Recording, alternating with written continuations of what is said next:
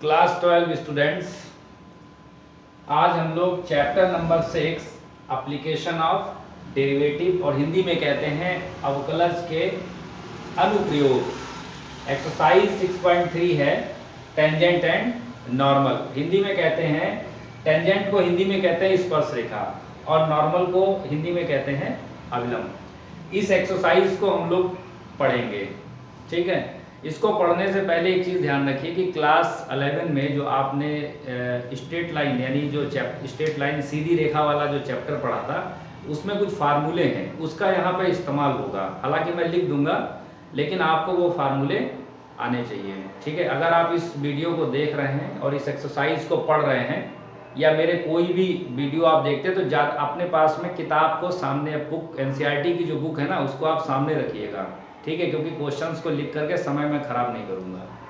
तो इसको हम लोग पढ़ते हैं। देखिए क्लास 11 में आपने एक चीज़ पढ़ी थी, एक चीज़ यानी बहुत सी चीज़ें आपने पढ़ी होंगी।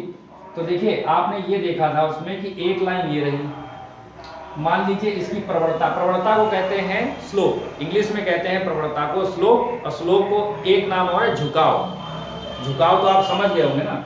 जैसे मान लीजिए ये है और ये जो थीटा एंगल बन गया ना, तो ये जो लाइन है ये इसका क्या बन गया, झुकाव बन गया, ठीक है।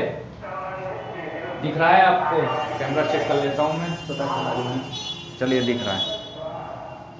तो ये जो लाइन है ये इसका क्या हो गया, झुकाव हो गया, ठीक है। अब देखिए एक लाइन इस पर ये परपेंडिकुलर है, एक लाइन ये इस पर परपेंडिकुलर है, इसकी मान लीजिए स्लोप यानी इसकी जो प्रवणता है वो m2 है। तो जब दो लाइनें एक दूसरे के ऊपर परपेंडिकुलर यानी एक दूसरे के साथ में 90 डिग्री का एंगल बनाती हैं तो उनकी जो प्रवणताओं का गुणनफल है m1 m2 वो -1 के बराबर होता है, ठीक बात। अब देखिए ये जो प्रवणता है, प्रवणता को हम m से लिखते हैं, प्रवणता को हम dy/dx से भी लिखते हैं, और अगर कोण एंगल दिया हो तो प्रवणता को हम tan थीटा से भी लिखते हैं। ये लिखने के तरीके हो गए आपके, ठीक है।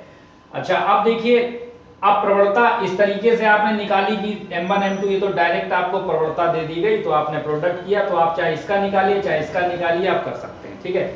लेकिन अगर आपको दो बिंदु दिए गए हैं, मान लीजिए ये एक पॉइंट x1 y1 है और एक पॉइंट ये x2 y2 है, ठीक है। तो ये जो लाइन है इस लाइन का आपको स्लोप यानी कि प्रवणता निकालनी है। कब निकालनी है? जब आपको दो बिंदु दिए गए हैं। तो जब दो बिंदु दिए जाते हैं उस स्थिति में जो प्रवणता आपको निकालनी होती है तो उसका जो फार्मूला है, जो सूत्र है, वो कुछ ये आप लोगों ने क्लास 11 में पढ़ा था। y2 - y1 x2 - x1, ये आप वहां से पढ़ के आए हैं, ठीक है। तो दो बिंदु जब आपको दिए जाए तब प्रवणता निकालने का ये सूत्र होगा। जब दो बिंदु दिए जाए, जब दो बिंदु दिए हो, जब दो पॉइंट गिवन हो आपको, तो स्पर्श रेखा या जो भी लाइन होगी उसकी प्रवणता, स्पर्श रेखा, क्योंकि चैप्टर ही हम टेंजेंट एंड नॉर्मल पढ़ रहे हैं, टेंजेंट पढ़ रहे हैं, तो हम लोग स्पर्श रेखा बार बार बोल रहे हैं, रेखा की जगह हम लोग स्पर्श रेखा कर रहे हैं। स्पर्श रेखा की प्रवणता, तो ये हो गया m y2 - y1 x2 - x1, ठीक है। अब इस लाइन का, अब कोई लाइन है, स्पर्श रेखा कह लीजिए या कोई भी लाइन है, अगर उसका आपको समीकरण निकालना है, और समीकरण निकालने के लिए आपको केवल दो बातें दी गई हैं, स्पर्श रेखा की प्रवणता और बिंदु मान लीजिए x1 y1 दिया हो तो स्पर्श रेखा का समीकरण, स्पर्श रेखा का समीकरण क्या होगा भाई? y - y1 m x - x1, ये आपका समीकरण हो गया, ठीक है भाई। अब आप लोग समझ गए होंगे, फिर से रिवाइज करा देता हूं। दो लाइनें, एक लाइन की प्रवणता दी हो दूसरी लाइन की प्रवणता दी हो और दूसरी लाइन जो हो पहली लाइन पर 90 डिग्री यानी उसके परपेंडिकुलर यदि होती है, तो उन दोनों रेखाओं की प्रवणताओं का जो गुणनफल है वो -1 के बराबर होगा। इस चीज को दिमाग में फीड कर लीजिए। और प्रवणता को हम लोग m से भी लिखते हैं, dy/dx से भी लिखते हैं और tan थीटा से भी लिखते हैं। ठीक, अब प्रवणता निकालने का दूसरा तरीका क्या हो सकता है कि अगर दो बिंदु दिए हों, जैसे x1 y1 दिया, x2 y2 दिया, अगर दो बिंदु दिए गए हैं तो मैंने पूछ दिया आपसे कि बताइए कि इस लाइन की प्रवणता क्या होगी, यानी इस लाइन का झुकाव क्या होगा, इस लाइन का स्लोप क्या होगा। तो m = y2 - y1 अपान x2 - x1, इस तरीके से आप इसको निकाल सकते हैं। ये बात लिख दी है मैंने। उसके बाद में अगर आपको इस लाइन का अगर समीकरण आपसे कह दिया जाए कि स्पर्श रेखा का समीकरण ज्ञात करिए, जबकि आपको दो बातें हम दे रहे हैं। क्या दे रहे हैं? एक तो हम प्रवणता दे रहे हैं, प्रवणता को आप m से लिखते हैं, जानते हैं आप, इतनी देर से यही कर रहा हूं मैं। प्रवणता को किससे लिखते हैं? m से लिखते हैं। और एक बिंदु दिया जाए x1 y1, तो ये आपका स्पर्श रेखा का समीकरण हो गया। क्लियर बात?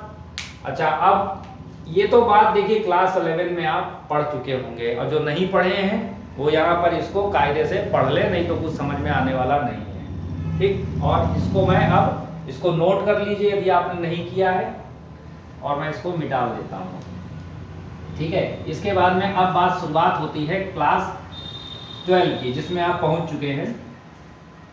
ठीक है, और देखिए ये चैप्टर पढ़ने से पहले जो ये पॉइंट है ये बहुत क्लियर होने जरूरी है। अगर ये पॉइंट आपके क्लियर हो गए तो लगभग शुरुआत के जो 10 से 12 क्वेश्चन है ना, वो आपके ऐसे ही लग जाएंगे सब। 10 से 12 क्वेश्चन होने में आपके टाइम नहीं लगेगा। अब देखिए हम लोग क्लास 12 की बात कर लेते हैं। तो देखिए ये x एक्सिस है, ये y एक्सिस है, एक हम वक्र बना रहे हैं, वक्र, क्योंकि जितने भी क्वेश्चन अभी दूंगा सब में वक्र बोला गया, वक्र, और इंग्लिश में बोला गया कर्व। तो ये वक्र आपने बना लिया। ठीक है, वक्र को हम लोग y = fx मान लेते हैं, मतलब इधर y है और इधर कोई x के, ये x जो है वो क्या चीज है? x आपका इंडिपेंडेंट वेरिएबल होता है। क्या होता है? इंडिपेंडेंट वेरिएबल होता है। इंडिपेंडेंट को मतलब इंडिपेंडेंट मतलब फ्री, स्वतंत्र वेरिएबल होता है, चर होता है। ठीक है, तो y = fx, ये हमने कर्व का समीकरण मान लिया, जनरल समीकरण हमने मान लिया। और एक ये लाइन कुछ इस तरीके से जा रही है, ये लाइन देखिए जा रही है, ये गई, और ये लाइन इसको टच कर रही है, यहाँ पर इस पॉइंट पर टच कर रही है। मान लीजिए ये है px, y, इस पॉइंट पर इसने टच कर दिया। तो चूंकि ये लाइन बड़ी टच करने वाली है, तो इसको हम लोग कहेंगे टचिंग लाइन, यानी कि स्पर्श रेखा, यानी कि, और मैथ की भाषा में इसको हम लोग बोल देंगे टेंजेंट। इसको हम कहेंगे स्पर्श रेखा, और इंग्लिश में इसको कह दीजिए टेंजेंट। ठीक बात?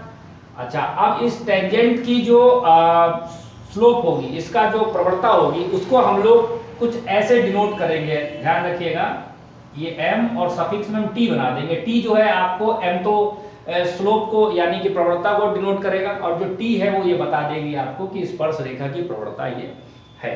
ठीक है, जरूरी हर किताब में m1 m2 है, किसी किताब में कुछ है, हम लोगों ने ये चीज लिख लिया। आपकी जो इच्छा हो आप लिख सकते हैं। अब एक लाइन देखिए इस पर इस तरीके से आ रही है, ये चूंकि ये इसके साथ 90 पर, अभी मैंने पहला ही आपको एक सूत्र बता दिया था, m1 m2 = -1, जब एक लाइन दूसरी लाइन पर परपेंडिकुलर हो।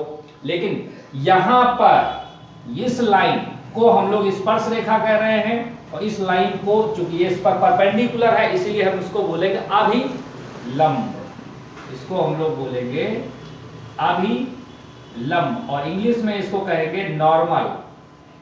ठीक है, और ये पूरी एक्सरसाइज इन्हीं दो चीजों पर, टेंजेंट और नॉर्मल के इर्द गिर्द ये पूरी एक्सरसाइज घूम रही है। ठीक बात? और इसकी जो प्रवणता है उसको हम लोग m और सफिक्स में n लिख देंगे, ताकि आपको, n का मतलब नॉर्मल यानी कि अभिलंब। अब देखिए इसकी प्रवणता को हम लोग कैसे लिखेंगे। ये कर्व है, और इस कर्व को इस बिंदु पर अगर ये टच कर रही है तो इसको हम लोग क्या कहेंगे? स्पर्श बिंदु। ये जो लाइन है इस पॉइंट पर इस कर्व को टच करती हुई जा रही है, तो अब इस लाइन का यानी इस स्पर्श रेखा का झुकाव क्या होगा? इस स्पर्श रेखा का स्लोप क्या होगा? वो हम लोग लिखेंगे। तो हम लोग लिखेंगे कर्व यानी वक्र, नंबर 1 फार्मूला है ये आपका, वक्र जो भी है, वक्र y इक्वल टू fx को बिंदु P, इसको हम लोग h, k कर देते हैं, ज्यादा अच्छा लगेगा, h, k, बिंदु P h, k पर वक्र y बराबर fx को बिंदु P पर स्पर्श करती हुई रेखा, यानी कि शॉर्ट में क्या बोलेंगे, स्पर्श रेखा, स्पर्श रेखा की प्रवणता। देखिए ये कहानी मैंने इसलिए लिख दी कि पहली बार आप चूंकि एक्सरसाइज पढ़ रहे हो तो ये कहानी लिखनी, वरना सीधे लिखो स्पर्श रेखा की प्रवणता, और फिर और ज्यादा सीख जाना तो सीधे mn इक्वल टू लिख देना, कहानी खत्म। की प्रवणता यानी कि mt यानी slope of tangent, slope of tangent यानी स्पर्श रेखा की प्रवणता। तो क्या बताया था तुम्हें अभी, dy/dx ऐसे लिखोगे। और कहां पर निकाल रहे हो झुकाव, P at point h, k यानी h, k पर आप इस स्पर्श करती हुई रेखा यानी स्पर्श रेखा का झुकाव निकाल रहे हो। ठीक है, तो ये आपका स्लोप हो गया। नंबर 2, अब इस लाइन की भी अगर हम बात करें, इसको क्या बोलते हैं हम, अविलंब। ठीक है, तो अविलंब की प्रवणता यदि आप निकालेंगे तो फिर यही कहानी आएगी पूरी। तो मैं सीधे लिख देता हूं अविलंब की प्रवणता, अविलंब यानी कि अविलंब की प्रवणता। देखिए अविलंब इसमें क्या चीज है आपका, ये रहा, ये अविलंब है, और अविलंब इस बिंदु से यानी वही जो टचिंग पॉइंट है उससे ये पास हो रहा है। तो अविलंब की प्रवणता ये हम लोग ऐसे लिखेंगे mn से। तो अभी मैंने एक चीज बताई थी, दो लाइन अगर एक दूसरे के परपेंडिकुलर होती है तो उनका प्रोडक्ट कितना होता है, -1। तो यहाँ पर ये लाइन इस लाइन पर इस लाइन यानी अविलंब बोल रहे हैं, एक लाइन को अविलंब बोल रहे हैं, एक को स्पर्श रेखा, तो अविलंब इस पर परपेंडिकुलर है, यानी कि ये और ये प्रोडक्ट -1 के बराबर होगा, यानी इसका product mn equal to mn mt equal to -1 upon, और mt को नीचे धीरे से इधर भेज दो तो ये आ जाएगा आपका mt। तो ये आपका अविलंब की प्रवणता निकालने का फार्मूला आ गया, mn इक्वल टू -1 अपान, और mt तुमने निकाला कहां पे था, mt निकाला था इस पर dy/dx p x, y पर आपने mn ये निकाला था। तो आप इस तरीके से ये निकाल सकते हैं। तो फिर से समझ लीजिए कि ये कोई वक्र है, वक्र से एक लाइन जो स्पर्श करती हुई जाएगी उसको हम स्पर्श रेखा कहेंगे, और जिस बिंदु से ये स्पर्श करेगी उसको हम स्पर्श बिंदु कहेंगे, और इस स्पर्श रेखा पर जो लाइन 90 का कोण बनाते हुए स्पर्श बिंदु से होकर जाएगी उसको हम लोग अविलंब कहेंगे। ठीक है, अब आपको इसका स्लोप निकालना है, यानी इसकी प्रवणता निकालनी है और इसकी प्रवणता निकालनी है, वो आपके सामने ये लिख दी गई है। अब हमें क्या करना है, अब इसको आप नोट कर सकते हैं, और इसको मैं अब वीडियो रोकिए, नोट कर लीजिए, और मैं इसको मिटा देता हूं। ठीक है, अच्छा अब इसमें देखिए एक चीज आप जानते हैं कि जैसे मान लीजिए एक्स एक्सिस है, इसके अगर समांतर कोई लाइन होगी तो स्लोप आपका क्या आ जाएगा, dy/dx कितना हो जाएगा। देखिए आपने अभी मैंने आपको एक बात बताई थी कि ये एक्स एक्सिस है। देखिए ये विशेष स्थितियां हैं, विशेष स्थिति ये कुछ सवालों में आ जाएंगी ये स्थिति, तो मुझे ना बताना पड़े तो इसको ध्यान रखना, आएगी जरूरी है।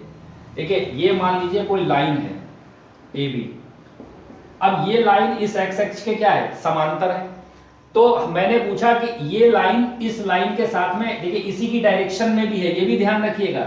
मान ली ये कोई लाइन है, इस लाइन एक्स एक्सिस की डायरेक्शन में है, ठीक है, इधर को होगी तो मामला बिगड़ जाएगा, क्योंकि देखिए आप जानते हैं कि अगर ऐसे घूम जाएगा मामला, अगर ये एरो इधर हो गया तो आप समझ जाइए 180 बन जाएगा। अभी फिलहाल ये कितना कोण बना रही है इसके साथ में, थीटा बराबर 0, यानी रेखा एक्स अक्ष के क्या है, समांतर है। मान लीजिए ये कोई वक्र है, चलो हम आपको वक्र बना के दिखा रहे हैं, क्योंकि आप कहोगे लाइन टच नहीं कर रही है, लीजिए टच कर रही, ये कोई वक्र है y equal to f x, और ये लाइन टच करती ही जा रही है, लेकिन इसके इस एक्स एक्सिस के ये समांतर है, थीटा बराबर 0 डिग्री है, कोई एंगल तो बना रही है। तो देखिए d y upon d x equal to tan theta, अभी मैंने बताया था पहले ही कि, तो यहाँ पे टेन 0 रख दो, टेन 0 कितना होता है 0। यानी हमेशा एक चीज ध्यान रखिए कि अगर कोई लाइन एक्स एक्सिस के समांतर होगी तो उसका जो स्लोप होगा, यानी उसकी जो प्रवणता होगी, किसकी प्रवणता, इस लाइन की प्रवणता, यानी एम टी, मान लीजिए स्पर्श रेखा है तो इसकी जो प्रवणता होगी वो कितनी आ जाएगी, 0। और अगर किसी लाइन की, अगर कोई सवाल आपको दिया है और बोल दिया जाए उस सवाल में कि स्पर्श रेखा की प्रवणता 0 है, स्पर्श रेखा की प्रवणता 0 है, तो आपके दिमाग में ये बात आ जानी चाहिए कि स्पर्श रेखा एक्स एक्सिस के समांतर है। ये बात आपके दिमाग में अपने आप आ जानी चाहिए। तो ये देखिए विशेष स्थिति नंबर 1। दूसरी स्थिति क्या हो रही है, मान लीजिए ये लाइन जो है आप ऐसे ना हो करके, ये लाइन जो ए बी, मैं मिटा रहा हूं इसको सब, चलो इसको बना देता हूं, एक लाइन, चलो ये देख लीजिए ऐसे ऐसे ऐसे, ये ठीक है, ये स्पर्श रेखा है, ये तो ए बी थी, और ये मान लीजिए स्पर्श रेखा है सी डी। अब ये सी डी जो स्पर्श रेखा है वो कर्व पर कितना एंगल बना रही है, कर्व को स्पर्श कर रही है, और एक्स एक्सिस के साथ कितना एंगल बना रही है, 90 डिग्री का बना रही है। यानी कि रेखा, यानी स्पर्श रेखा एक्स अक्ष के लंबवत हो, लंबवत हो, लंबवत का मतलब होता है थीटा बराबर क्या है, 90 degree, d y upon d x equal to tan 90, tan 90 क्या होता है, इनफाइनाइट, ये तो अनंत हो गई, एम्प्टी। तो इस चीज को आप ध्यान रखिएगा, ये स्पेशल 2 स्थितियां थी, ये मैंने आपको बता दी। अब देखिए यहाँ पर हम लोग अब एक्सरसाइज को लगाना शुरू करेंगे, बहुत ध्यान से समझिएगा। एक्सरसाइज नंबर 6.3 का जो पहला क्वेश्चन है, देखिए आप एक बात तो समझ गए कि dy अपान dx का खेल है, पूरी एक्सरसाइज में dy अपान dx का खेल चलेगा, और dy अपान dx क्या चीज है, ये स्लोप है आपका, ठीक है, स्लोप यानी प्रवणता है, ठीक।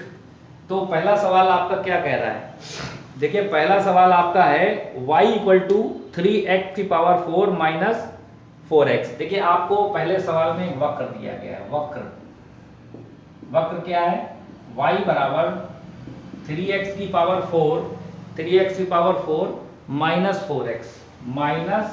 4x, ये तो वक्र दे दिया गया।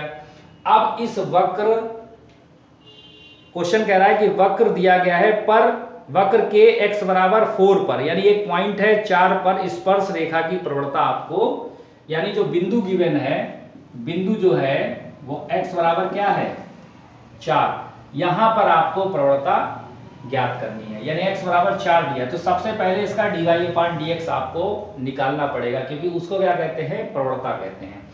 तो क्या करेंगे हम लोग, dw r2x, differentiation with respect to x, Hindi में कहते हैं x के सापेक्ष अवकलन करने पर।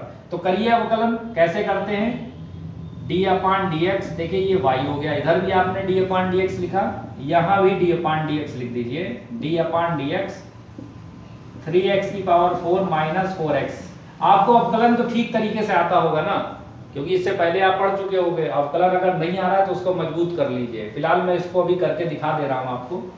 अब देखिए इसको अंदर भेजिए, ठीक है, जब आप सीख जाओगे तो डायरेक्ट जल्दी जल्दी कर दो इसको, ठीक है। तो अब देखिए ये कांस्टेंट टर्म है, बाहर लिखा d अपान dx x की पावर 4 माइनस 4 बाहर निकालो, d अपान dx और ये x की पावर 1।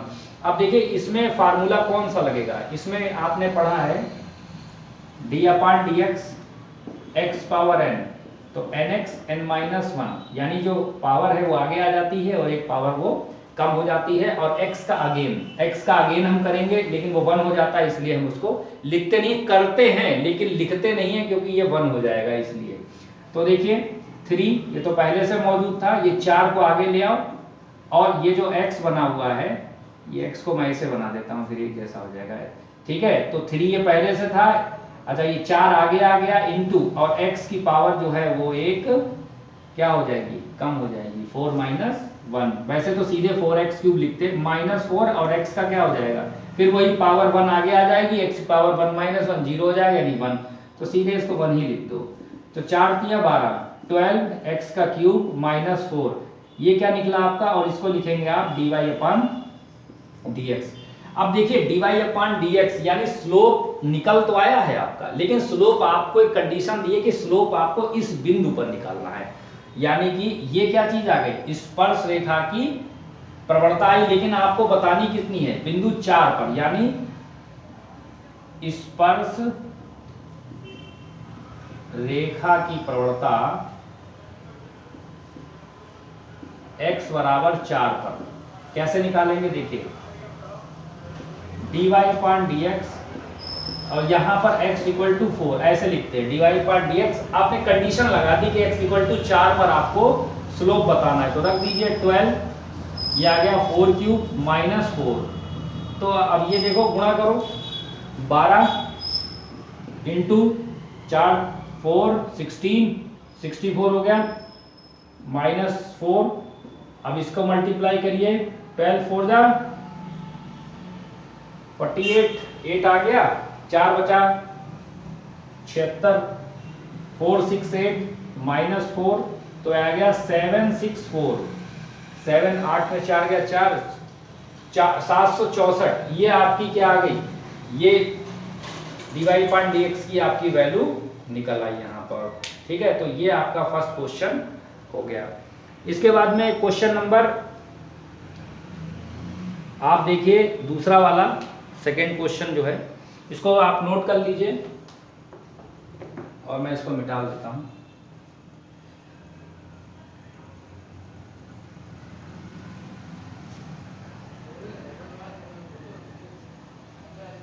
देखिए फिर यही कहानी चलेगी अगले सवाल में भी, ये दिया है y equal to x minus 1, ये आपको सवाल नंबर 2 है, जो वक्र दिया गया है वो है y equal to x minus 1 x minus 2, और इसमें एक चीज और कही गई है कि x not equal to 2, x not equal to 2, अच्छा वो इसमें रख भी नहीं सकते हो आप, क्योंकि अगर आप x इक्वल टू 2 आ जाएगा, नहीं 2 माइनस 2 वो 0 हो जाएगा, जो नॉट डिफाइंड हो जाएगा वो चीज होगी नहीं आप। अच्छा के x इक्वल टू 10 पर आपको स्पर्श रेखा की प्रवणता बता दी, यानी बिंदु जो है वो क्या है आपका, x इक्वल टू 10 पर आपको स्पर्श रेखा की प्रवणता, यानी की पॉइंट है। आप सवाल में से सबसे पहले की पॉइंट उठा लो, जो मेन पॉइंट है वो आपने उठा लिए। अब सबसे पहले आपको क्या चाहिए, dy अपॉन dx, मैं फिर लिख देता हूँ differentiation with respect to x। अब देखिए इसको पहचानो कि इसका अवकलन कैसे होगा, कैसे इसका डेरिवेटिव निकालोगे। तो देखिए न्यूमरेटर है, ये डिनोमिनेटर है, अंश है और हर है। तो देखिए अंश अपान हर जब भी होता है तो भाग का नियम आप अप्लाई करते हैं, भाग का नियम आपको पता ही है क्या होता है। तो देखिए इधर लिखेंगे dy अपॉन dx, और इधर भी जो है हम लोग इसको मैं लिख देता हूँ x माइनस 1 एक्स माइनस 2।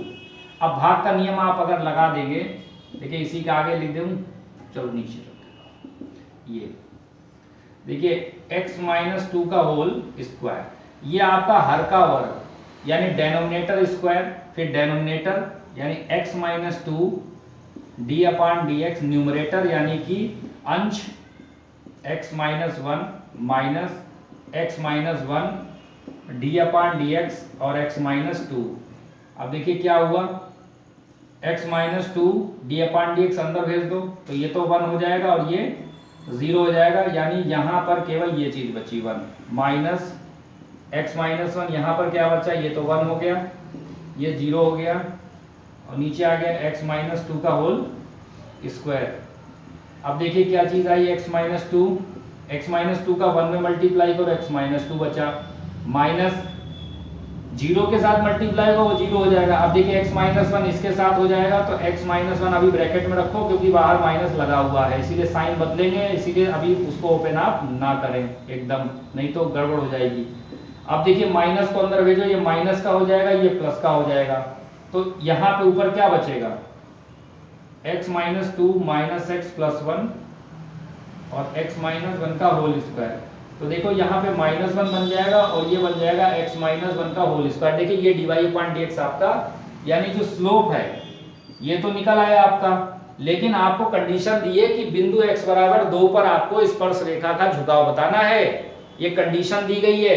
तो dy/dx तो निकल आया, लेकिन अब स्पेशल एक पॉइंट पर आपको ये वैल्यू निकालनी है।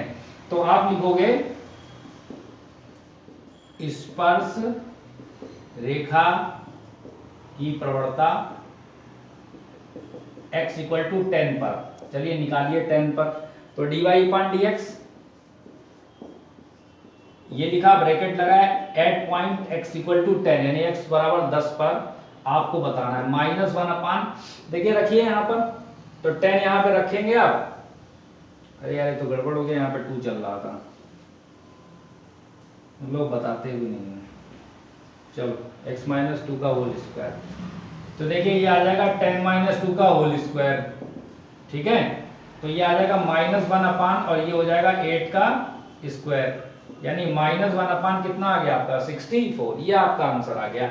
अगला सवाल भी वैसे ही है, बस इसको वीडियो रोको, फटाफट नोट कर डालो। पहले देखिए, पहले आप समझा करो सवाल को, कोई भी क्वेश्चन मैं लगा रहा हूँ या मैथमेटिक्स आप कहीं भी पढ़ रहे हैं तो पहले आप या कोई भी सब्जेक्ट आप पढ़ते हैं तो पहले आप उसको समझ लो, क्योंकि साथ साथ नहीं पता चला जो है आप देख भी रहे हो और नोट भी करते चल रहे हो तो वो चीजें नहीं क्लियर होंगी, ठीक है। पहले आप उसको समझ लीजिए और समझने के बाद में फिर उसको नोट करिए, ताकि आपका, और क्योंकि जब ऐसा करेंगे आप तो आधा सवाल तो आप अपने दिमाग से लगा लोगे, ठीक है, और आधा थोड़ा सा देख दाख लोगे, 2-4 बार में वो सवाल आप जो है सही से लगाने लगोगे। ये तरीका होता है किसी भी चीज को पढ़ने का, ठीक है। तो इसको आप नोट कर लीजिएगा।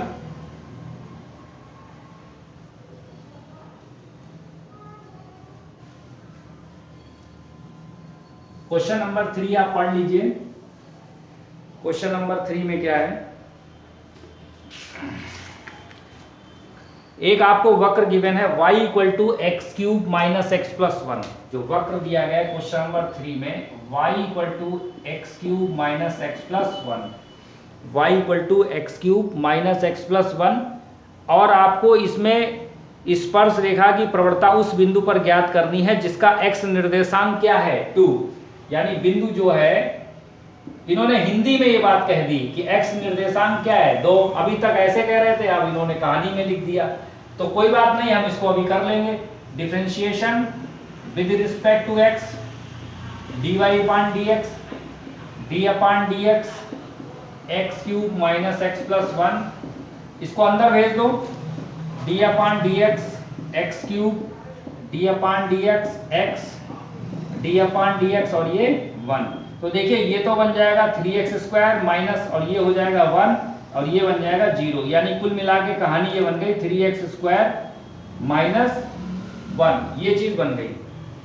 ये आ गया आपका dy/dx। अब आपको बताना है कि x बराबर 2 पर इस वक्र पर जो स्पर्श रेखा का जो ढाल आपने निकाला है, ढाल भी कहते हैं, नई चीज आ गई ढाल, ये स्पर्श रेखा का ढाल है, झुकाव है, प्रवणता है, ग्रेडियंट है, स्लोप है, इतनी बातें होनी चाहिए। स्पर्श रेखा की प्रवणता x बराबर 2 पर, चलिए x बराबर 2 पर हम लोग निकालते हैं। तो dy/dx at point x equal to 2, 3, 2² minus 1, कितना है 2 दूनी 4 तिया 12 माइनस 1 11, ये आपका आंसर आ गया। 2 दूनी 4, 4 तिया 12 माइनस 1 11, तो ये आपका सवाल हो गया। इसको आप नोट कर सकते हैं और इसके बाद में अगले सवाल पर हम लोग पहुंचते हैं।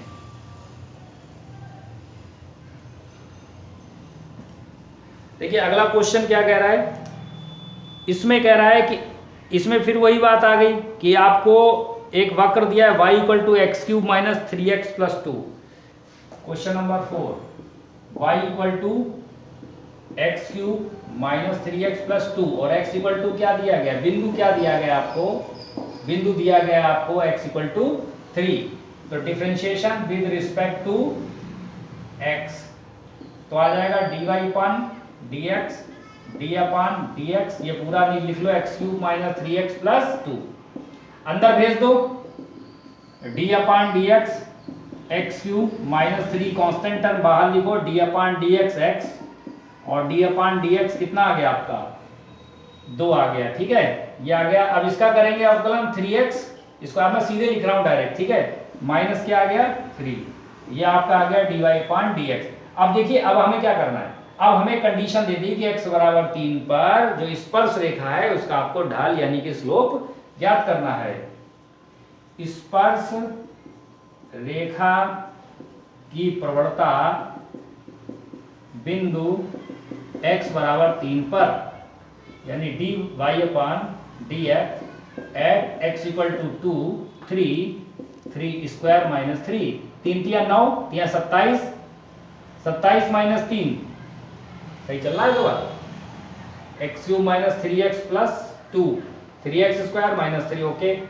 तो x बराबर 3 पर निकालना है तो x इक्वल टू 3 रखेंगे यहाँ पर, तो 3 स्क्वायर यानी 9, 9 3 27, 27 माइनस 3 यानी कि कितना आ गया आपका 24। तो ये आपका आंसर आ गया, इसको आप नोट कर लीजिए। चलिए ये भी आपका आ गया। इसके बाद क्वेश्चन नंबर देखिए 5, क्वेश्चन नंबर 5 को इसे आप नोट कर लें। क्वेश्चन नंबर 5 में कुछ भी नहीं है, बस आपको जो डेरिवेटिव आपने पीछे पढ़ा है वो आपको उसमें एक एक्सरसाइज है, अब एक्सरसाइज नंबर तो मुझे नहीं ध्यान रहेगा, लेकिन फिलहाल उस एक्सरसाइज में आपने पढ़ा होगा कि यहाँ पर देखिए दो चीजें दी गई, यानी x इक्वल टू दिया गया a cos क्यूब थीटा, जो वक्र है क्वेश्चन नंबर है आपका 5, x इक्वल टू दिया है a cos क्यूब, ये cos है, cos क्यूब थीटा ऐसा गिवन है, और आपको दिया गया है y बराबर दिया गया है a sin cube theta, y बराबर दिया है a sin क्यूब थीटा। ये थीटा जो है प्राचल बिंदु बोले जाते हैं, क्या बोले जाते हैं, प्राचल बिंदु बोले जाते हैं, ठीक है। अब आपको थीटा पाई बाई 4 पर, वाह भाई वाह, इसमें तो अविलंब की प्रवणता है, अविलंब की प्रवणता ज्ञात करो। देखो नई बात आ गई, यानी कि अब आपको थीटा पाई बाई 4 पर अविलंब की प्रवणता, यानी कि मैंने क्या बताया था mn, ये आपको फाइंड करना है, और mn फाइंड करने के लिए हमें क्या चाहिए होता है mt, ये हमको चाहिए होता है, और mt हम लोग अभी इतनी देर से निकाल ही रहे हैं, और mn जैसे आपका निकल आया ये mt निकल आएगा, और mn इक्वल टू हमें रखना है -1/mt, mt तो अभी निकाल ही रहे थे हम, तो mt को बस उल्टा करना पड़ेगा हमें और आपका आंसर आ जाएगा। तो पहले तो देखो ये बात इन्होंने दे दी है, ये